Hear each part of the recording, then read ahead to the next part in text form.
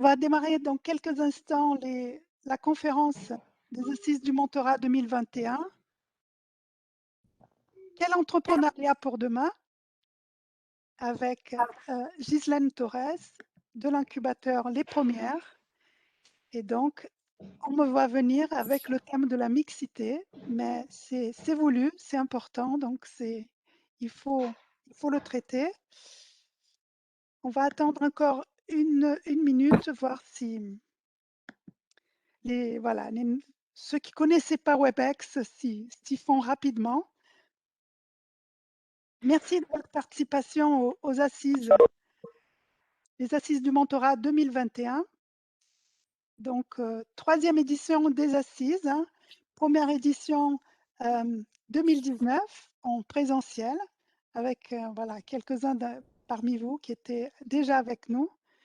Donc, on avait traité le cœur du mentorat, c'est-à-dire en conférence le don et le contre-don, très important, hein, c'est vraiment le cœur du mentorat. L'année dernière, en conférence, on était sur la communauté des entrepreneurs. Et cette année, avec Ghislaine Torres, on est sur quel mentorat pour demain et donc l'importance de la mixité. Et on va commencer, je pense, histoire de ne pas faire attendre ceux qui sont à l'heure.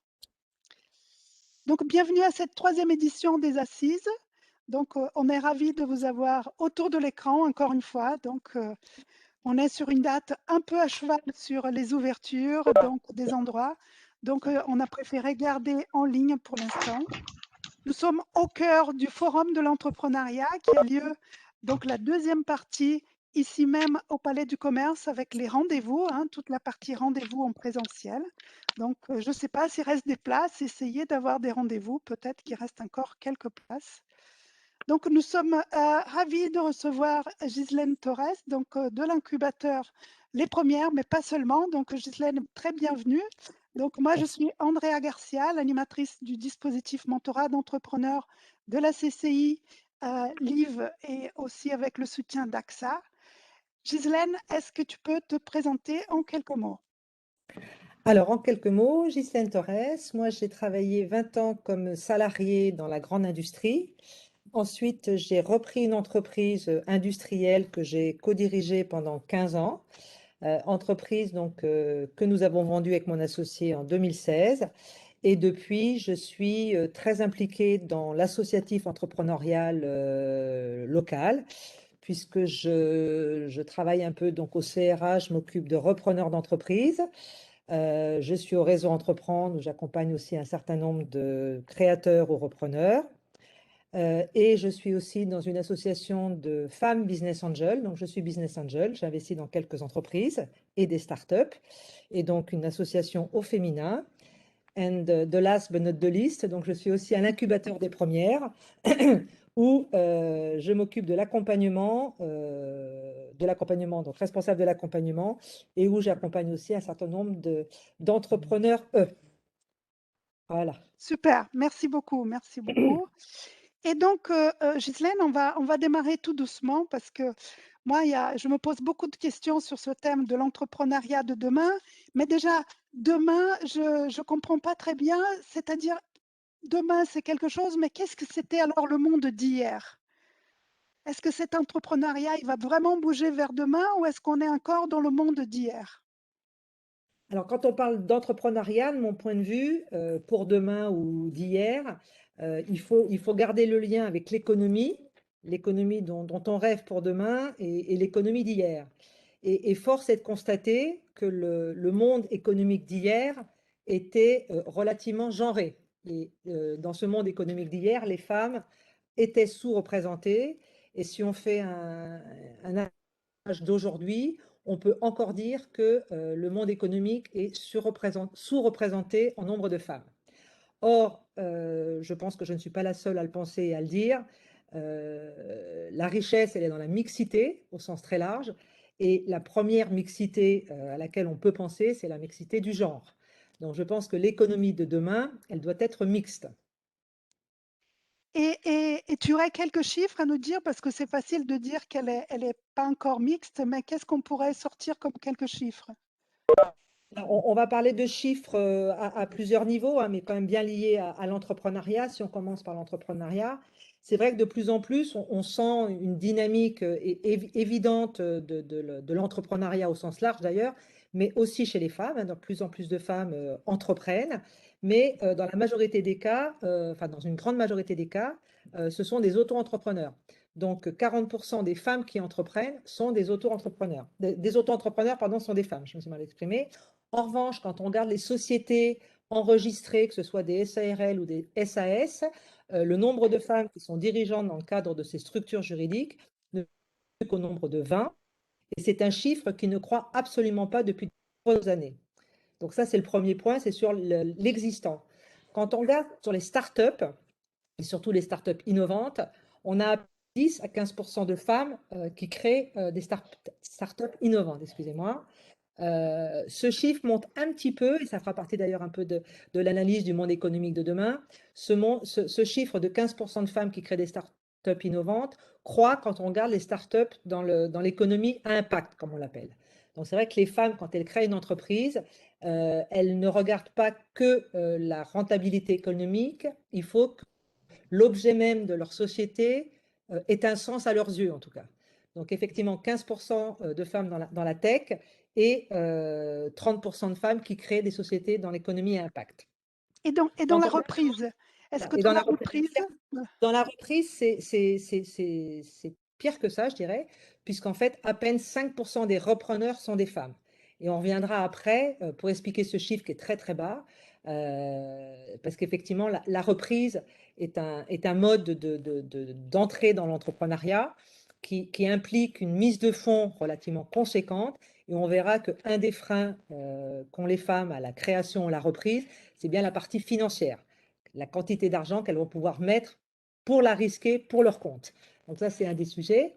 Et pour terminer sur des chiffres, alors là aussi, quand les femmes reprennent des entreprises familiales, c'est-à-dire qu'elles ont toute leur vie baignée dans le monde de l'entrepreneuriat, bon, on a quand même 20% des reprises qui sont faites par des femmes quand on parle de reprises familiales.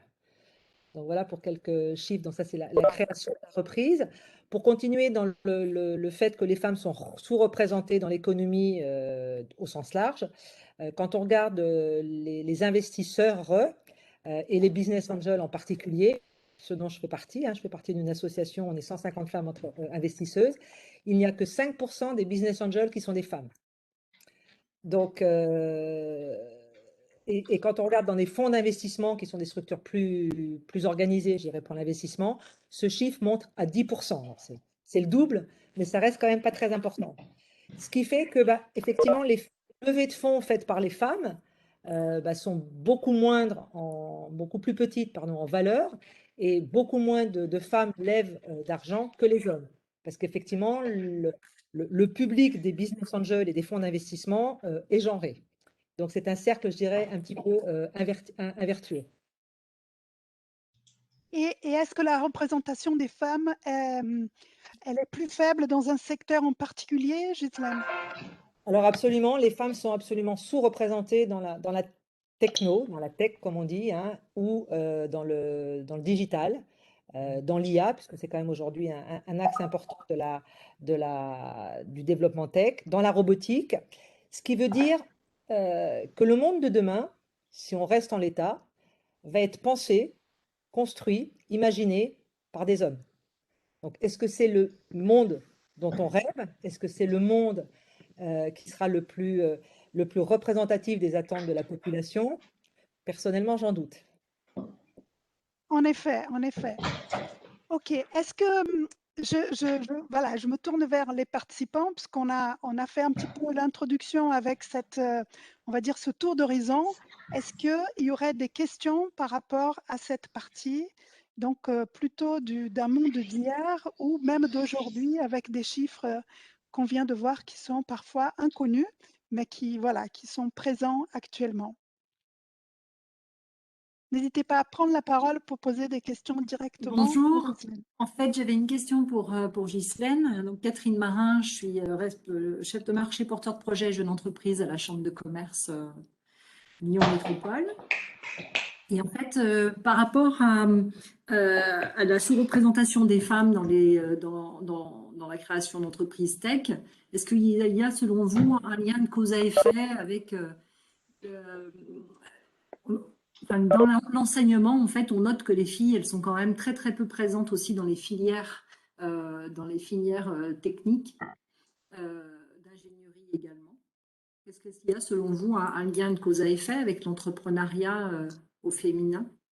Bah, c'est sûr que, bien sûr qu'il y en a un, parce qu'effectivement, les filles ont pas une appétence très Scientifique, en importante fait. pour Ouais. scientifique et pour la tech. Mais moi, je pense que c'est aussi, ça vient du fait que la tech est toujours présentée. Alors, il y a un certain nombre de messieurs autour de la table, hein, je vous assure que je ne suis pas une féministe débridée et mon analyse, elle est je l'espère et je le pense, un peu factuelle. C'est vrai que comme le monde de la tech et de la science est très masculin, elle est toujours présentée avec un mining masculin. Je vais prendre un exemple. Si on parle par exemple du digital ou du codage, aujourd'hui on trouve très peu de femmes pour faire du codage dans la tech ou dans le digital, parce qu'effectivement les hommes présentent toujours ce sujet-là d'une manière sur le produit.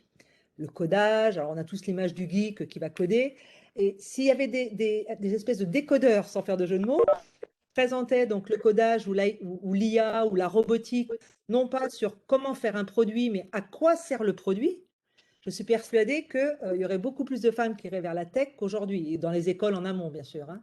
Et c'est vrai que du fait que le monde de l'enseignement technique reste masculin, la façon dont on présente la technique reste masculine, et du coup, les filles n'y trouvent pas tout l'attrait qu'elles pourraient y trouver si on le présentait d'une manière un peu différente. Oui, j'aurais Merci. voulu rajouter quelque chose. Il y a quand même des domaines où ça a totalement changé. Je prends tout le monde du vivant. Si on prend les écoles d'ingénieurs agronomes, par exemple, ou les écoles vétérinaires, il y a une vingtaine d'années, il n'y avait quasiment aucune femme, ou très très peu de femmes, alors que maintenant, vous avez 60 à 70% des étudiants qui sont des étudiantes.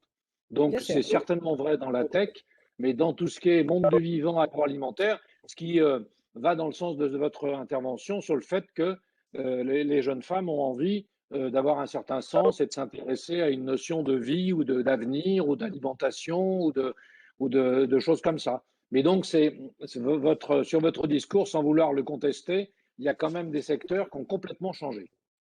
Tout à fait, je suis d'accord avec vous. Et Tout à fait. pour rebondir sur ce que tu disais, Jacques, tu prends l'industrie lourde, que ce soit l'aéronautique ou que ce soit les centres de recherche pour les voitures ou pour les voitures du futur. Regarde combien il y a de femmes aujourd'hui dans les centres de recherche sur les voitures électriques. Regarde combien il y a de femmes sur les centres de recherche sur l'aviation et sur l'aviation lourde. C'est pareil, hein. Donc il y a peut-être ce qui est purement technique, informatique, etc., où il n'y a encore pas assez de femmes, mais sur le reste, il commence à y en avoir pas mal. C'est tant mieux, c'est tant mieux. Ce que je dis là, c'est pas tout noir, tout blanc, hein. On voit bien évidemment une évolution, comme je vous le disais, sur l'économie à impact. Les femmes ont besoin, quand elles travaillent, hein, quand elles vont dans un domaine d'activité, que ça ait un sens. Donc effectivement, le vivant, comme vous le dites, bon, dans l'aéronautique, je connais pas bien, je pensais pas qu'il y avait quelques femmes, mais dans la recherche, bien évidemment, hein, moi j'en ai fait. Il y en a La beaucoup. recherche crée quelque chose. Donc bien sûr qu'il y a des endroits où les femmes vont, et c'est tant mieux. Mais si vous regardez après, si on reste sur quelques chiffres que j'avais encore parce que là on parlait de l'entrepreneuriat et de l'investissement et donc du monde de l'économie, mais il y a des secteurs entiers pardon, il y a des secteurs entiers où effectivement il y a assez peu de femmes. Et je vais prendre des métiers genre chef d'orchestre, il y a 3% de femmes chez les chefs d'orchestre, pilotes de ligne, elles sont 10%.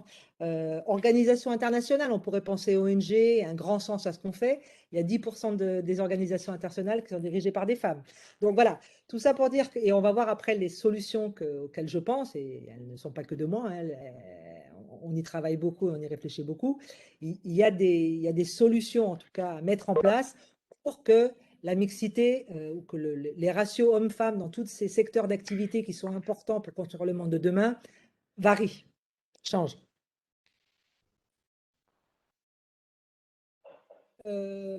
Donc ça, voilà. Donc en fait, si on regarde un petit peu la situation, Donc, peu de femmes aujourd'hui, et on pourrait se dire, oh, c'est vilain monsieur, il ne laisse pas les femmes aller dans les secteurs qui sont importants, etc. Mais en fait, c'est pas comme ça que ça se passe, en fait. Il y a un grand nombre de secteurs où les femmes ne vont pas parce qu'elles pensent qu'elles ne sont pas capables d'y aller. C'est toute la différence.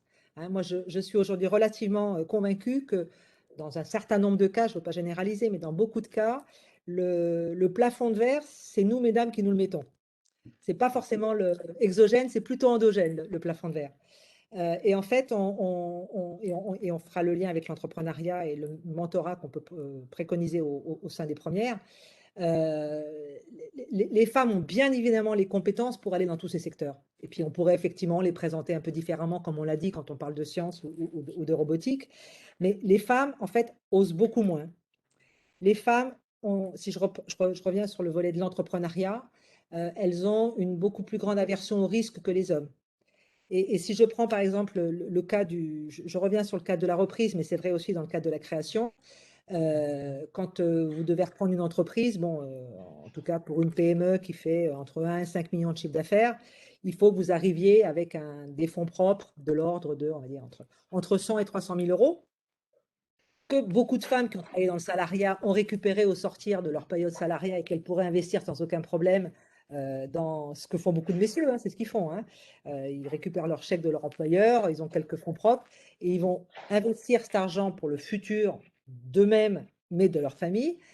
Les femmes ont beaucoup plus de mal à investir cet argent, même si c'est le prix de leur travail, dans une activité qui leur est propre, qui est relativement risquée, parce que la création comme la reprise restent des domaines relativement risqués, parce qu'elles ont une sensibilité au risque qui est beaucoup plus grande. Elles n'osent pas, je veux dire, hypothéquer cet argent au détriment de la famille. Et c'est vrai que beaucoup de femmes vont se dire, mais finalement, plutôt que d'investir dans une entreprise, et si j'ai les études des petits à faire, enfin des enfants à faire, et si on faisait la 4e chambre pour le petit. Donc c'est vrai qu'il y a une notion de culpabilité d'investir dans une entreprise risquée. Et il y a aussi le fait qu'on culpabilise d'investir pour soi et pas pour la famille. Et ça, ce sont des freins absolument endogènes. C'est l'éducation, c'est l'histoire, et personne n'empêche les femmes d'aller reprendre une entreprise. C'est elles-mêmes qui se mettent des barrières pour y aller. Et dans la création, c'est pareil. Beaucoup de femmes, moi je les vois à l'incubateur, elles ont envie de créer, elles ont envie d'être indépendantes. De plus en plus, les femmes veulent donner du sens à ce qu'elles font et le salariat n'y répond plus vraiment, donc elles veulent créer. Mais effectivement, d'une part, elles ne veulent pas investir trop d'argent pour créer leur entreprise. Elles ont toujours peur de sacrifier leur vie familiale à leur vie, enfin leur vie professionnelle à leur vie familiale, pardon, c'est dans l'autre sens. On donne priorité à la famille, on culpabilise. Et le dernier frein qu'ont les femmes aussi, et il y en a autour de l'écran, je pense qu'elles se reconnaîtront pour partie, la femme est un peu perfectionniste, elle veut tout réussir. Sa vie professionnelle, sa vie familiale, être une bonne femme, une bonne épouse, une bonne maman. C'est un petit peu compliqué parfois. Donc, tout ça pour dire qu'effectivement, ce sont des freins majeurs. Ils ont été décrits. Moi, je les vis au quotidien. Je pense que pas mal de mentors autour de l'écran doivent le vivre aussi. Font que les femmes entreprennent moins, n'osent pas aller dans des secteurs un peu risqués. Et en contrepartie, qui est plutôt positive, elles veulent à tout prix que ce qu'elles font ait du sens. Elles ne cherchent pas à créer une entreprise pour faire de l'argent. Elles cherchent une entreprise pour une cause qui a du sens, pour que leur vie ait du sens. Et ça, je pense qu'aussi, c'est relativement genré. Donc ça, ce sont les freins endogènes. Par contre, après, il y a quand même aussi des freins exogènes qu'on appelle des biais culturels qui sont parfois portés par des hommes, mais parfois simplement par la société au sens large, où on vous dit que être chef d'entreprise, c'est pas un métier pour une femme, où on vous dit qu'on ne peut pas tout faire en même temps. Donc, ça met dans la tête des femmes des petites lumières de est-ce que j'y vais, est-ce que j'y vais pas, elles doutent. Et voilà, alors que la vision du futur, moi, de l'entrepreneuriat et du monde économique, parce que vous disiez qu'effectivement, dans la science du vivant, ça devenait de plus en plus mixte, et tant mieux. L'économie, c'est quand même un driver fort encore pour quelques années de notre monde. La science et la tech sont des drivers très, très forts. Et moi, je suis convaincue qu'il faut à tout prix que les femmes participent de cette aventure, sinon, le monde de demain, il sera raté, quoi. Ça, c'est ma vision, moi. À ce niveau-là, des commentaires, parce que Andrea, quand j'ai commencé à parler sur ce sujet-là, j'ai plus besoin de questions. Est-ce que, est-ce qu'il y aurait d'autres questions pour Ghislaine? Oui, moi j'ai peut-être une question. Ghislaine, vous disiez que finalement les projets de start-up arrivaient plus vers la proposition de valeur, sur le pourquoi, sur l'usage un petit peu, et que les femmes étaient un peu plus présentes sur cette dimension plutôt que sur de la technologie pure et dure. Est-ce que ça pourrait être une porte, peut-être pas de sortie, mais en tout cas une piste hein, de plus en plus, on voit peut-être des gens qui vont créer des start-up, et justement qui ne sont pas forcément de profil technique hein, qui vont s'appuyer sur un développeur, essayer de s'associer, etc., avec d'ailleurs plus ou moins de réussite. Hein, et est-ce que ça pourrait être une piste finalement pour les femmes, justement, pour s'impliquer dans des projets qui seraient techniques finalement? Alors pas seules, hein, Tout à fait. Alors, il y a les deux choses dans votre question, il y a les deux pendants. Il y a, oui, évidemment, les femmes créent, je dirais, enfin, créent, participent activement et avec un pourcentage significatif dans des nouvelles économies, dans tout ce qui est l'écologie, dans tout ce qui est l'économie à impact. Donc ça, elles y trouvent du sens et elles y vont. Et effectivement, l'autre pendant de votre question, si je l'ai bien comprise, c'est qu'effectivement, même dans ces activités à impact, cette économie à impact, il y a besoin de techniques. Et maintenant, rares sont les entrepreneurs, qu'ils soient hommes ou femmes d'ailleurs, qui démarrent leur entreprise sans rentrer dans un incubateur, dans une structure qui va les accompagner. Et effectivement, très vite, on leur donne des solutions pour pallier à la faille technique qu'elles peuvent avoir. Et il y a plein de solutions pour y pallier. Donc, je pense que ça, elles ont compris qu'elles ne pourraient pas tout faire toutes seules, même si des fois, il faut encore leur rappeler qu'on n'a pas besoin de tout savoir faire quand on est chef d'entreprise. Mais en tout cas, elles le comprennent assez vite qu'il faut qu'elles mettent en avant leur vraie valeur ajoutée dans l'organisation, mais qu'il y a plein de moyens de se faire aider pour des parties plus techniques pour lesquelles elles n'ont pas forcément l'envie, l'appétence, la compétence, ça dépendra. Très bien. On va commencer. Donc, on a fait un tour un petit peu un tour d'horizon. Voilà, où il y a, on va dire, ça bouge, comme certains ont dit, mais peut-être pas assez, du moins pas partout. Et moi, j'ai envie de te demander, Ghislaine, donc il faut peut-être aider ces femmes-là, il faut essayer d'apporter des solutions. Et donc, de quoi ces femmes, nous les femmes, on aurait besoin pour que ces chiffres-là bougent encore plus? En fait, il faut travailler, c'est ce qu'on fait à l'incubateur, mais je sais que c'est quand même une tendance très lourde dans de nombreuses structures d'accompagnement, c'est de les aider à lever ces freins. De leur expliquer que les compétences techniques de chef d'entreprise, enfin, des besoins techniques pour créer une entreprise, elles les ont, hein, parce que la plupart aujourd'hui quand même, en tout cas dans nos écosystèmes, dans mon écosystème, et je pense que le vôtre est un peu similaire, les femmes qui créent ne sont pas des autodidactes, hein, ce sont des femmes qui ont quand même un certain bagage technique, voire une expérience professionnelle importante et intéressante. Donc ces femmes, elles ont les outils techniques, si elles ne les ont pas tous, elles vont les acquérir assez rapidement par ce qu'on appelle les outils techniques de la création d'entreprise ou de la reprise d'entreprise. En revanche, il faut les aider à lever les freins. Et donc, de plus en plus, on travaille sur ce qu'on appelle les soft skills, où on leur parle des freins liés à l'argent. On parle d'argent, c'est souvent un gros mot hein, chez une femme de parler d'argent. On leur parle d'ambition, on leur parle de gestion du risque, on leur parle d'oser, parce que c'est vrai que souvent, les femmes n'osent pas, elles ont toujours l'impression qu'elles n'ont pas la compétence. On a un adage, alors je ne sais pas si ça va en faire sourire quelques-uns, mais qu'on répète souvent à l'incubateur, quand on demande à une femme, on propose à une femme un poste nouveau, elle a 95% des compétences, mais elle va se focaliser sur les 5% qu'elle n'a pas de compétences, alors qu'un monsieur, il a 50% des compétences, il va dire je sais faire. Et la vérité, elle est sûrement entre les deux. Mais tout ça pour dire que les femmes n'osent pas. J'en fais sourire, mais c'est vrai que tout ce que je vous dis, c'est pas que de la théorie. Nous, on l'expérimente vraiment à l'incubateur et je suis sûre que vous avez des expériences similaires dans vos environnements. Donc, il faut les aider à travailler ces freins.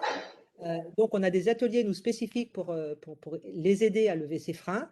On peut même avoir un petit peu après dans notre accompagnement, pardon, des aides de type coaching pour les aider à lever ces freins aussi. Il y a des femmes, elles créent des entreprises, excusez-moi l'expression, sont des super nanas, elles sont super compétentes et au bout d'un moment, elles vous disent, j'ai un syndrome, je ressens un syndrome d'imposture d'être chef d'entreprise.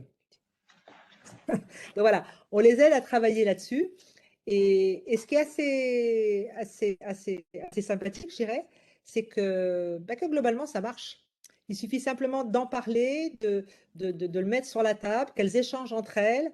On leur fait rencontrer des gens ou des femmes en l'occurrence, un peu inspirantes, qui, elles, ont dépassé un certain nombre de freins. Alors, un certain nombre de messieurs ont aussi des freins, hein. Je ne veux pas dire que c'est complètement genré, faut pas exagérer, mais les femmes en ont un nombre peut-être un peu plus important. Donc, tout ça pour dire que c'est au niveau des incubateurs, c'est quelque chose que l'on fait et qui marche. Après, en amont, c'est à l'école que ça commence.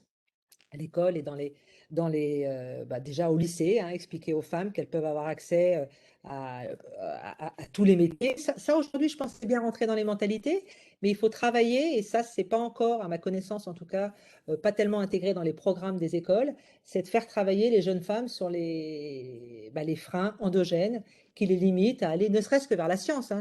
Là, on parle d'entrepreneuriat, mais ne serait-ce que vers la science, en leur présentant les choses différemment, en leur disant pourquoi pas elles.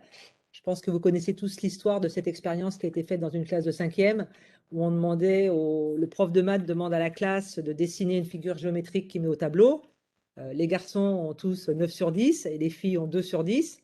Et le cours d'après, c'est la prof de dessin qui demande de faire le même schéma au tableau et les filles ont 8 sur 10 et les garçons ont 2 sur 10. Vous voyez que c'est bien une question de perspective et pas une question de compétence ou de capacité. C'est une façon de présenter les choses et de ne pas se mettre des freins personnels pour dire je ne vais pas y arriver parce que c'est des maths, j'y arriverai jamais.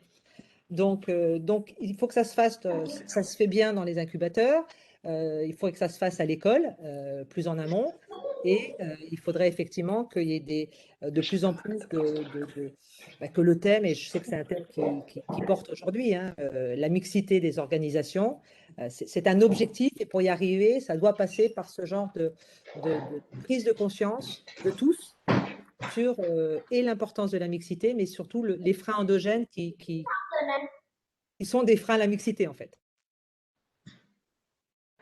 Oui, et je profiterai même parce que je crois voilà, autour de l'écran, on a aussi des entrepreneurs qui ont créé. Est-ce que quelqu'un aimerait témoigner sur un de ces freins? Voilà, est-ce qu'il y a voilà, est-ce que quelqu'un aimerait parler de ces choses-là? Sinon, je pourrais donner quelques exemples en tant qu'animatrice du dispositif parce que je vois un peu tout le monde. Mais si quelqu'un a envie de témoigner, d'avoir vécu ces freins-là, ben, ça serait aussi riche. Voilà, je Oui, vous moi, passe la parole. je veux bien témoigner, Andrea, parce que Bonjour Daniel. bonjour Andrea, bonjour tout le monde. Je veux bien témoigner parce que moi, j'ai été à mon compte, donc j'ai eu une entreprise pendant 14 ans. J'étais célibataire à l'époque et c'est vrai que je faisais pas trop attention à la sécurité. Et depuis que j'ai adopté ma fille, j'avoue que cette question de la sécurité, elle est quand même centrale pour une femme. Et moi, je pense que c'est quand même un très gros frein. Et puis, j'ai une question pour Ghislaine. Elle a donné beaucoup de chiffres concernant la France. Est-ce qu'il y a des pays qui sont mieux lotis sur l'entrepreneuriat au féminin? Alors, excellente question, Daniel, et je n'ai pas la réponse, non, parce que je n'ai pas les chiffres à l'étranger, mais c'est quelque chose sur lequel je vais travailler, parce qu'effectivement, c'est une bonne question. S'il y a des... Ah ben, ça m'intéresse de travailler avec vous, parce que Avec plaisir. je pense qu'il y a des cultures, et j'ai entendu il n'y a pas longtemps une émission de radio sur ce qui se passe au Rwanda. Il paraît qu'il y a énormément de femmes dans les hautes administrations, en politique, chefs d'entreprise. Alors je me dis, qu'est-ce qui fait qu'un pays comme le Rwanda a une parité homme-femme excellente, alors que nous, en France, nous devrions donner l'exemple. On n'y arrive pas. Ben voilà, je vous invite donc à une suite. Je peux répondre un tout petit peu sur les pays de l'Est. Où les pays de l'Est, Oui. il y a énormément de femmes qui sont soit à la direction d'entreprise, soit entrepreneurs. Et alors, bon, Andrea sait où je travaillais. Moi, j'avais 2 tiers du personnel d'encadrement et d'encadrement dirigeant qui étaient des femmes. Ah oui. Alors, il y a une tradition dans les pays de l'Est. Je vous renvoie à une étude qui a été faite par un collège anglais qui était Eton, qui est une véritable catastrophe qu'on a, parce que je faisais aussi partie quand j'étais en Pologne de la chambre de commerce franco-polonaise, on n'a jamais diffusé. C'est une catastrophe parce que de toute façon, cette étude dit vous embauchez des femmes, vous n'embauchez pas les mecs. Dans les pays de l'Est, les mecs, c'est des feignasses et des gens qui courent la gueule. Donc, l'étude, on l'a jamais diffusée. Mais c'était quand même la vérité. C'est-à-dire que moi, j'avais quand même pas mal de monde et j'avais plus de 2 tiers de femmes. À un point tel, c'est que quand il y avait des visites et que j'étais pas présent, la règle, c'était vous allez visiter les hyper et les super dirigés par les femmes. On mangeait dans une réserve, on mangeait par terre. Hein, Andrea le sait, les femmes, elles font comme à la maison. Et quand elles sont entrepreneurs, il y en a beaucoup, beaucoup. Je vous invite à aller sur LinkedIn, que vous allez voir le nombre de femmes entrepreneurs qu'il peut y avoir dans ces pays, que ce soit, je m'occupais de la Russie, mais j'étais au conseil de surveillance, de la Pologne, de la Roumanie, etc. Allez, vous verrez. C'est de la France à côté, c'est rien du tout à côté de ces pays-là. Sans faire de Daniel, politique, c'est les retombées positives du communisme quand même. Où Je tout le pense monde que était c'est ça. Ouais. voilà, et qu'effectivement, tout le monde était égaux, les femmes et les hommes travaillaient, avaient le même salaire. Donc, effectivement, oui, on voit bien d'ailleurs, c'est culturel. Là, on parle de causalité, de causes exogènes. Effectivement, quand la société est organisée pour que l'homme soit les femmes l'égale de l'homme ou l'homme l'égal de la femme, en tout cas qu'elles aient accès aux mêmes choses sans frein psychologique depuis la naissance, vous voyez bien que ça marche. C'est une preuve par l'évidence que vous venez de nous donner. Et effectivement, c'est bien comme ça qu'il faut faire. Et nous, on a un poids culturel en Occident et en France en particulier, et peut-être d'ailleurs un peu plus en France qu'ailleurs, qu'on a un poids de l'histoire de la famille qui impacte énormément la capacité des femmes à aller vers l'entrepreneuriat et l'économie au sens large, quoi. C'est un discours un peu féministe, mais quand même. c'est- La famille dans les pays d'Est, la famille, elle est particulière, hein, parce que toutes les aides sociales et les machins comme ça n'existent pas. Hein.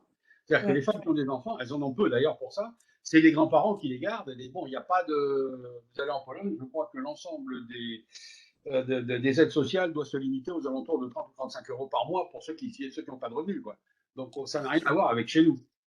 Donc les femmes Mais ont les des femmes, freins c'est pas. qu'elles vont Ce que je veux dire, pardon. c'est que c'est pas un frein pour elles. Non, je suis d'accord, je suis d'accord. Voilà. Il y a un Alors mot qu'en France, c'est intéressant, souvent un frein. Yves. Yves, tu viens de dire un mot intéressant, tu viens de dire aide sociale. Alors, est-ce que c'est lié au fait que femme, famille, aide sociale? Est-ce Non, non, que carrément, politiquement, on n'a pas trop d'aide sociale? Tu vois ce que je veux dire? Il y a peut-être Ouais, quelque non, chose. mais non, c'est complètement culturel. Hein. C'est des pays qui étaient avant, c'était comme ça, et c'est les grands-parents qui gardent les enfants, et les femmes, ça ne les gêne absolument pas. Elles peuvent avoir un enfant, 2 enfants, c'est pas un problème. Je veux dire, les Oui, grands-parents d'ailleurs, gardent les enfants. Elles font leur boulot, elles font leur job, elles créent leur boîte, ou alors elles sont cadres dirigeants ou cadres dans les Mais entreprises. Il y a aucun- c'est vrai que l'aide sociale en France, elle est liée, la CAF, elle est liée à la mère, à la présence de l'enfant liée à la mère. Donc, quelque part, il y a peut-être un truc à travailler politiquement. absolument, C'est absolument. possible. Et Tout à de fait. même, moi, ma connaissance des PICO aussi, c'était qu'elles avaient une formation au niveau technologique, et je reviens au premier point que vous avez donné tout à l'heure, Ghislaine, elles avaient une formation technologique très avancée en Roumanie. Moi, j'étais dans le domaine du chauffage thermique. Elles étaient thermiciennes haut niveau. Hein. D'ailleurs, elles sont beaucoup mieux. Elles travaillaient chez Engie maintenant, mais ça s'appelait Dalkia à l'époque. Bref, enfin bon, c'est pour dire qu'il y avait à la fois la formation qui était identique, parce qu'effectivement, communisme, toc-tac, tout le monde, homme, femme, peu d'importance. Tout le monde travaille et tout le monde apprend. Et puis après, cette notion d'aide sociale, je trouve qu'elle est intéressante par rapport à l'avenir. Sans Moi, demander pourquoi les je aides retrouve sociales. je retrouve que c'est intéressant qu'effectivement l'éducation complètement paritaire ou complètement mixte des pays ex-communistes a probablement généré voilà, l'accès de tous et tous à la même chose. Et le résultat est qu'il y a plus de femmes entrepreneurs en Roumanie, en Bulgarie qu'en France ou en Espagne. Donc Et c'est en train de devenir bien. comme ça en Chine. Hein. Oui. Attention. Un autre point que je voulais évoquer aussi sur l'entrepreneuriat féminin parce qu'en fait, les femmes entreprennent moins parce qu'elles ont des freins. Le peu qui entreprennent ont du mal à lever de l'argent parce qu'elles ont souvent en face d'elles des jurys masculins. Et je mets aucune connotation négative quand je dis ça, mais les hommes enfin, moi j'ai assisté, et vous probablement aussi, à de nombreux pitchs de femmes et d'hommes devant des assemblées d'hommes. Tout à l'heure, je vous ai fait une petite parabole avec les compétences des femmes pour prendre un nouveau poste ou des hommes. Dans la présentation d'un projet fait par une femme ou par un homme, on est un peu aussi sur ce type d'opposé. La femme, elle va vous dire, moi, dans 5 ans, j'ai créé une société, je ferai 300 000 euros de chiffre d'affaires, j'aurai embauché 3 personnes. Le monsieur, il va vous dire, pour le même projet, bien sûr, hein, dans 5 ans, j'aurai 5 millions de chiffre d'affaires et j'aurai embauché 50 personnes. La vérité est bien sûr au milieu. Et les investisseurs, ils vont plutôt donner leur argent à la personne qui donne l'impression d'avoir plus d'ambition, plus d'allant, plus de volonté. même si la femme est très… On parle souvent de la gestion en bon père de famille, mais il faudrait plutôt dire en bonne mère de famille. C'est vrai qu'on gère beaucoup moins bien, on prend beaucoup moins de risques, donc c'est beaucoup moins risqué. Mais toujours est-il que quand l'Assemblée jury ou juge est genrée, qu'elle soit masculine ou féminine, ben, le comportement vis-à-vis d'un porteur de projet, il est genré, il ne faut pas l'éviter. Donc c'est vrai qu'il faut à tout prix aussi, dans toutes les organisations des startups et des fonds d'investissement, il faut qu'il y ait une mixité pour que le jugement du groupe il soit mixte. Sinon, vous avez un jugement qui est genré. Et quand on revient à l'investissement, parce que je suis un peu impliquée aussi dans cette cause de l'investissement féminin, les femmes, par essence, gagnent en moyenne, on le sait, moins que les hommes. Donc, elles ont moins d'argent, elles n'osent pas le risquer et elles ont toujours un peu peur de ne pas savoir bien faire. Donc, de leur demander d'investir dans des entreprises, si elles ne connaissent pas très bien le monde de l'entreprise, elles ne vont pas oser non plus. Donc, peu de femmes qui sont dans les comités d'investissement, donc peu de femmes qui vont juger des porteuses de projets, et le cercle est invertueux. Donc, j'ai eu l'occasion, il n'y a pas très longtemps, de débattre de ce sujet-là avec le ministre de l'égalité, et au-delà de travailler sur les freins, après, moi, je ne vois pas d'autre solution que chacun fasse un effort pour une plus grande mixité, et quand je dis fasse un effort, je suis même assez pour, personnellement, poser des quotas pour que les gens apprennent vraiment à travailler ensemble dans tous les écosystèmes. On le voit bien aujourd'hui dans les conseils d'administration, ça a porté ses fruits. Maintenant, les conseils d'administration prennent tout naturellement des femmes parce qu'ils ont compris que la vérité, elle était bien dans la mixité et pas dans une ambiance genrée. Et ça, je pense qu'il faut le déployer à peu près à tous les niveaux des organisations, qu'elles soient salariales, qu'elles soient investissements, qu'elles soient entrepreneuriales. Ça, c'est aussi une proposition que je pousse régulièrement parce que on voit toujours dans un groupe jury le groupe y réagit de manière mixte à partir du moment où il y a 30% de femmes qui sont dans le groupe. Et de plus, dans les 70% d'hommes qui sont dans le groupe, il y en a quand même il y a tout un… comment dire, parce qu'il y a quand même beaucoup d'hommes, j'ai peur heureusement qu'on n'est pas en physique parce que j'ai peur de me faire harpiller. Il y a du mâle dominant ou à la personne qui a une sensibilité plus féminine chez les hommes. Et c'est vrai que dans les 70% d'hommes du groupe, quand il y a 30% de femmes, il y a un certain nombre d'hommes qui se rallient aussi à cette façon de faire plus féminine, je dirais, d'un jugement que quand il n'y a que des hommes, parce qu'eux-mêmes sont pris sous l'emprise du jugement des mâles plus dominants, quoi, des hommes plus dominants. Donc, la mixité, elle apporte… Allez-y, lâchez-vous, débridez, il faut dire les choses. Il n'y a pas de souci. J'ai commencé en disant que le plafond, on se le mettait soi-même, et ça, j'y crois énormément. Et je sais qu'aussi dans les ambiances plus masculines de jury, tout le monde ne s'exprime pas. Donc, il y a toujours des caractères plus dominants. Et je disais que quand on allait vers la mixité, ça lissait aussi les extrêmes. Et donc, le jugement était beaucoup plus posé par rapport à une porteuse de projet ou un porteur de projet en face. Donc, voilà. Moi, j'aurais une question. Est-ce que c'est lié, est-ce qu'il n'y a pas un effet génération? C'est-à-dire, dans notre génération, c'est vrai qu'il y avait un côté genré très développé. Qu'en est-il des jeunes générations qui sont sur le marché du travail depuis entre 5 et 10 ans, ou qui arrivent? Est-ce que vous avez des éléments là-dessus?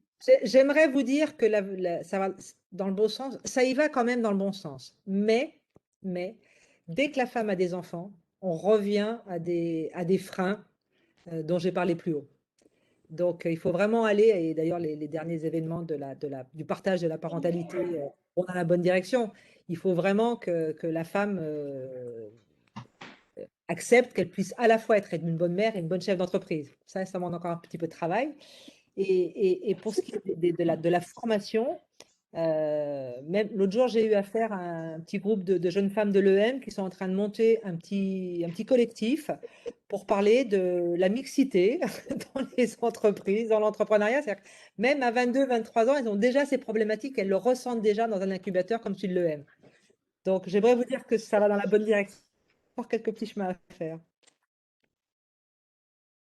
Tout à fait, tout à fait. Il reste du chemin. Et donc, au-delà des quotas, Ghislaine, en commençant à faire notre conclusion, quels sont les autres insights, quels sont d'autres inputs qu'on pourrait du moins renforcer, ne pas laisser tomber ou accélérer? Pour moi, le quota, c'est une très bonne solution pour que les gens apprennent à travailler ensemble et se rendent compte que la vérité, elle est là et qu'une entreprise qui est bien gérée, c'est une entreprise qui est mixte. Parce qu'elle n'est pas trop risquée, elle n'est pas trop timorée. On construit le monde à deux pour demain et ça me paraît assez bien. Donc ça, pour moi, c'est une vraie solution, que ce soit dans le salariat, dans les grandes entreprises, que dans l'entrepreneuriat, que dans les jurys qui évaluent les entreprises et d'ailleurs même dans l'entrepreneuriat, hein. Nous, on prend on ne prend pas que des femmes entrepreneurs, on demande à ce que l'équipe soit mixte et que la femme ait au moins 50% des parts. Ce n'est pas la même chose. Parce qu'effectivement, même dans l'entreprise, on pousse aussi à ce que les jeunes femmes, elles prennent ensuite des associés qui soient hommes, parce que il faut travailler dans la mixité à tous les niveaux. Et en amont, c'est effectivement de faire passer ces messages à l'école et de faire prendre conscience aux jeunes filles et aux jeunes femmes que tout leur est ouvert. Il ne faut pas qu'elles se mettent de frein et travailler sur les freins et de leur faire témoigner des personnes à l'école. Et je sais qu'on le fait beaucoup avec nos casquettes de mentor, hein, d'aller dans les écoles pour leur dire que oui, on peut entreprendre, même si on est une femme, même si on a des enfants, et qu'il ne faut pas se mettre des freins. Donc c'est un peu des deux côtés. Il y a une partie un peu obligatoire, puis après une partie éducationnelle à mettre en œuvre. Et plus particulièrement au niveau des startups, il y a peut-être des choses à faire aussi. Sur les startups, l'accompagnement un peu spécifique des femmes, moi ça j'y crois beaucoup. Et pour l'avoir expérimenté, hein, ça marche quand même très très bien.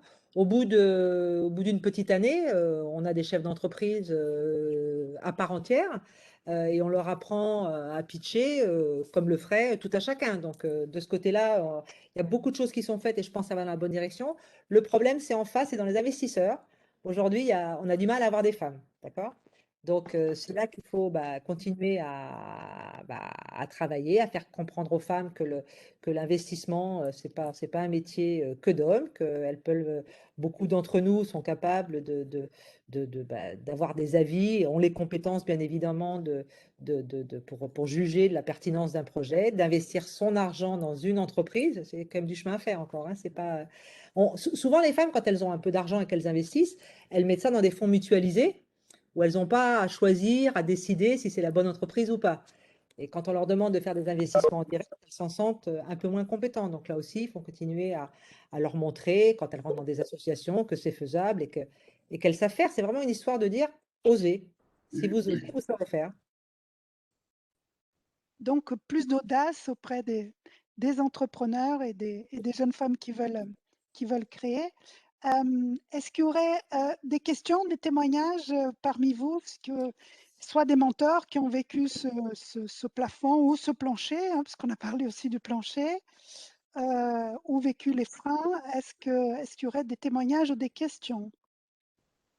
Oui, Andrea, bonjour. J'ai une question, oui, c'est lié au quota dont vous parliez tout à l'heure, Ghislaine. Moi, je reste un peu dubitative sur le sujet parce qu'en fait, je me sens pas particulièrement très, très féministe. Je trouve qu'effectivement, on a notre place dans la société, dans l'entrepreneuriat. Je suis moi-même entrepreneur et ce que vous avez décrit tout à l'heure, c'est exactement le parcours que j'ai fait. Et ensuite, je me dis, ben voilà, on va imposer par une loi voilà, un quota de femmes dirigeantes. On a parlé du CAC 40 récemment, ça revient toujours sur le tapis. On parle de l'égalité homme-femme au niveau des salaires. On a effectivement érigé des lois pour pousser à l'égalité salariale. Et en fait, je me pose toujours la question de la légitimité de ça. C'est-à-dire qu'en fait, il faut effectivement un curseur légal qui puisse justement pousser un peu les gens et changer les mentalités. Mais en même temps, tout à l'heure, vous parliez de sentiments d'usurpation de certaines personnes. Alors moi, je n'ai pas connu ça. Je me suis toujours sentie légitime dans mon rôle d'entrepreneur, de mère de famille, de femme, etc. Mais je comprends aussi autour de moi, je vois des personnes qui ont ce sentiment d'usurpation, ne serait-ce que dans le cadre d'un rôle de cadre dirigeant dans une entreprise, par exemple. Et je me dis, demain, on va imposer des quotas parce qu'on va se dire, bon, ben voilà, il faut minimum 30% de femmes dans un conseil d'administration. La personne qui va venir, est-ce qu'elle va se dire, on m'a choisi pour mes compétences, pour mes qualités personnelles, ou alors on m'a choisi parce qu'il fallait répondre au quota de 30% dans le conseil d'administration. Alors, il y a deux éléments de réponse dans votre question. Il y a d'abord, on me choisit plus pour mes compétences, mais pour remplir un quota. Moi, personnellement, j'ai du mal à croire que dans toutes les femmes, on ne va pas trouver 30% de femmes compétentes. D'accord? Donc, je n'ai pas un problème du Ah choix oui, entre ça, la compétence et le nombre. Je suis sûre que si oui. on cherche, on va trouver On 30% les de femmes a. compétentes. La première Oui, dualité, j'ai pas de souci. Après, effectivement, entre guillemets, c'est pas très glorieux de passer par le quota. Je suis assez d'accord avec vous, Chantal. Pour autant, je pense que c'est la manière la plus efficace. On impose pour que les femmes apprennent, d'abord que les hommes et les femmes apprennent à travailler ensemble en vraie mixité ou proche de la mixité, et chacun verra l'intérêt de travailler en toute mixité, ça c'est le premier point. Et le deuxième point, c'est que les femmes, une fois qu'elles auront vu que leur sœur, leur mère ou leur père, enfin leur père PAIRS, ont réussi, ça fera aussi des modèles inspirants pour les autres et ça lèvera, j'espère, aussi des freins. Donc pour moi, le quota, c'est un moyen, c'est pas une fin. Et c'est la manière d'accélérer les choses. Parce qu'on n'a pas non plus. Parce que je crois qu'il y a une étude qui a montré que si on attendait, alors en Europe, je ne peux pas parler dans le monde, mais en Europe, que les choses se fassent naturellement pour atteindre la mixité, il faudrait 254 ans. Voilà. Donc les quotas, c'est juste pour aller un peu plus vite, parce que sinon, ça va être un petit peu long. Voilà, moi je pense qu'effectivement, et si on regarde en politique, il y a quand même aujourd'hui une règle de parité obligatoire depuis au moins, je sais pas, en tout cas 5 ans sûrs et probablement la mandature d'avant. Bon, je vous passe toutes les difficultés qu'ont eu les femmes à exister dans un groupe qui était très, très, très genré. Et aujourd'hui, je pense que tout le monde y voit l'intérêt. C'est représentatif de la société. On peut espérer que les lois sont plus représentatives de la mixité. Et ils ont appris à travailler les uns avec les autres. Donc, les quotas, pour moi, ça a du bon. C'est une manière d'accélérer les choses. Oui, je suis d'accord. Pour moi, c'est une vraie force de démonstration. On le fait par l'exemple, on le fait par le faire, quoi. Parce qu'effectivement, là, enfin, moi, je suis entièrement d'accord avec les échanges qu'on a eu précédemment. Hein, donc, oui, il faut travailler les freins. C'est super les ateliers dont vous parliez. Enfin, bon. Après, on peut adresser plein de messages aux hommes aussi. Hein, mais tant qu'on n'a pas fait la démonstration, je pense que c'est difficile, quoi. Soit c'est l'exemple dont vous parliez sur les jurys, effectivement, si il y a ceux qui sont déjà un petit peu qui sont déjà un peu d'accord, donc ils vont amplifier la mixité, et ceux qui ne le sont pas, tant qu'il n'y aura pas une vraie démonstration, je pense qu'on pourra leur dire ce qu'on veut, ça ne marchera pas. Donc par l'exemple, par la démonstration, ouais. Tout à fait. Même si j'entends que le quota, on pourrait se dire, mais qu'est-ce que je fais là? Est-ce que je ne suis pas à nouveau le syndrome de l'imposteur, hein? Je suis là parce qu'il y a des quotas. Non. Non, non. Après, le cadre légal qui est posé, je rejoins, il est nécessaire parce qu'à un moment donné, il faut donner le coup de pouce pour que ça aille dans le bon sens. Après, je vois la fameuse loi sur l'égalité salariale, elle existe depuis, je pense, 15-20 ans. Je n'ai même plus souvenir quand est-ce qu'elle a été érigée. Plus que ça. Toutes les années, à la journée de la femme, on nous resserre la sauce bon, ben voilà, il y a toujours un gap entre les deux, et malgré la loi. Donc, c'est effectivement un outil. Et je pense que la première pierre à poser, enfin à continuer de poser, c'est effectivement dans l'éducation. Tout à l'heure, Jacques se posait la question de savoir si les jeunes générations étaient dans cette mentalité, entre guillemets, de ne pas oser en tant que femme, etc. Moi, je travaille beaucoup avec des jeunes femmes qui ont entre 20 et 24 ans. Elles sortent tout juste de l'école. Et on voit qu'effectivement, le modèle éducatif qui leur a été inculqué, il reste, quoi. Ces jeunes femmes, et ben, aujourd'hui, effectivement, moi, je pourrais être leur mère. Je vais avoir une façon d'éduquer, effectivement, ces personnes. Mais leur maman, ça va pas être ça. Ça va être... Enfin, voilà, il y a tellement de... Il y a une influence tellement forte des schémas de nos parents, de l'image de la société et même de l'école, parce que même à l'école, il y a quasiment tout à revoir. C'est un long chemin, quoi. C'est un long chemin. Absolument. Et il n'y a pas que l'image de ça, il y a aussi l'image de l'entreprise. Parce que je peux donner des exemples dans l'éducation. Quand je suis à physique, chimie, électronique, je vois toutes les filles qui font en chimie, qui beaucoup veulent rentrer chez L'Oréal. Je connais très très bien L'Oréal. Je peux vous assurer qu'elles veulent rentrer toutes pour faire de la recherche. Elles vont le faire, hein. Il n'y a pas de problème. Au bout de 3 ans, L'Oréal leur dit, vous partez à l'étranger ou c'est dehors. Voilà comment ça se passe. Et après, à partir de ce moment-là, il faut qu'elles cherchent un boulot parce qu'elles ne veulent pas partir à l'étranger, parce qu'elles ont des enfants, parce que le mari ne peut pas suivre, parce que ceci. C'est le modèle d'entreprise dans lequel elles vont rentrer qui va aussi faire toute la différence. Mais il y aurait dans le conseil d'administration, alors je crois que c'est le cas en l'occurrence, mais, dans toutes les strates de l'organisation, je dirais de L'Oréal, des femmes, elles comprendraient qu'elles ne peuvent pas envoyer les femmes à l'étranger comme elles envoient les hommes. Et leur carrière, elles ne seraient pas bloquées. Ça change parce qu'il y a des femmes pourtant chez L'Oréal. Hein. Mais comme elles sont toutes passées, il y en a, mais elles sont toutes passées par ce système-là, je veux dire, elles le perpétuent. Hein. Voilà. Absolument, absolument. Je crois que c'est Michelin qui a justement changé son système de mobilité, justement, pour cette raison. Enfin, je peux dire une bêtise, mais il me semble que c'est... Je crois qu'il y en a un, je ne sais plus lequel, effectivement, qui a décidé que pour qu'une femme puisse, enfin une personne, pardon, puisse se développer dans l'entreprise, elle n'avait pas forcément besoin de passer par la case expatriation.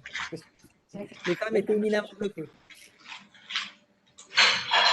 Super. Donc, femme est plus bloquée qu'un homme. Parce que pourquoi dans le bord de l'entreprise, mais je pense que parce qu'une femme dans le couple, c'est rarement elle qui dit chérie, fais tes valises, on s'en va à l'étranger pour 3 ans. Mais qu'est-ce qu'il faut faire? Je ne sais pas. Inégalité salariale, 25% de salaire en plus pour les hommes. Donc, quand il faut faire des compromis financiers, qu'est-ce qui se passe? On ne va pas déménager, effectivement, pour perdre de l'argent, alors que le salaire de l'homme est meilleur. Il faut qu'il change de job, etc. etc. quoi. Et je reviendrai sur le salarial, on en a parlé un petit peu, et c'est vous, Chantal, qui l'avez abordé. Moi, j'ai été chef d'entreprise, j'ai eu des cadres hommes et femmes sous mes hommes. Et moi, aujourd'hui, je pense qu'une des causes majeures de l'inégalité salariale entre les hommes et les femmes, c'est que les femmes ne demandent pas. Les femmes, elles attendent qu'on reconnaisse leurs compétences pour les augmenter, alors que les hommes, ils vont dire à leur chef, je suis bon, je suis grand, augmente-moi. Et c'est ça qui fait l'écart salarial à la sortie. Les femmes n'osent pas non plus demander les augmentations. Elles n'osent pas. Elles n'osent pas. Tout dépend comment sont faits les entretiens annuels.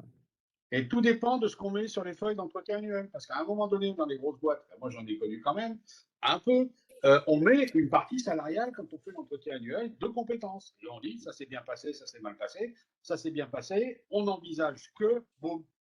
Donc normalement, les femmes doivent y passer quand ça existe. Oui, mais Yves, vous dites la même chose que moi. Vous mettez dans votre entretien individuel une case, on parle de salaire.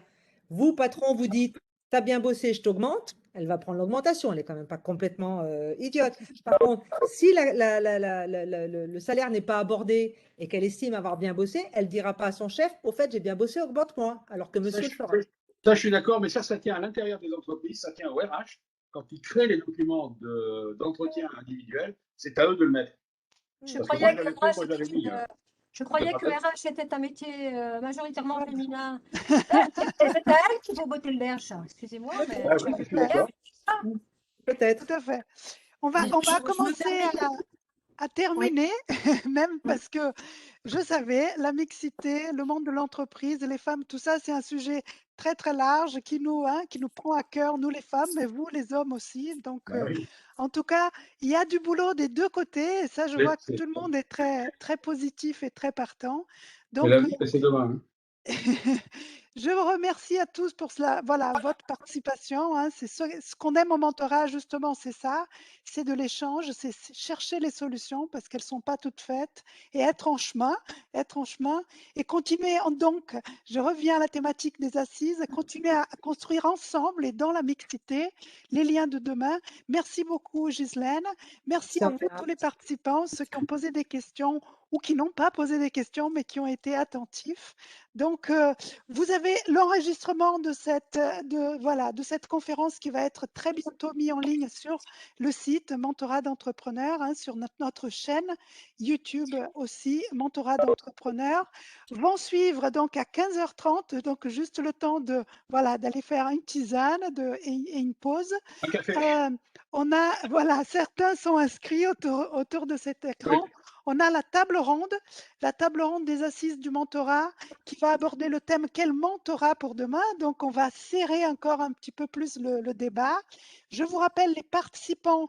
Donc, on a le MEDEF avec Actif Entreprendre et Stéphane Rivoire. Donc, on a encore l'incubateur Les Premières avec notre magnifique Marie Trouet qui est là pour nous raconter un petit peu tout ça. On va partir du côté des universités de Lyon avec le centre d'entrepreneuriat et Pierre Poisac qui est avec nous. Et enfin, puisque l'investissement est important, on n'a pas oublié, on a Angels, donc Génération Généreuse, voilà, qui au-delà du mentorat, fait aussi de l'investissement et qui va nous parler de tout ça avec Rémi Villebrun. Merci à tous. Suit donc un peu après un atelier. On a l'atelier comment animer une communauté, un réseau à distance. Donc ça, un peu plus tard. Donc encore plein de choses dans les assises. Merci à tous et à très bientôt. Merci. Merci. Merci beaucoup. Au revoir. Au revoir. Merci, au revoir. C'est le même lien? Là, c'est le même. Je sais pas.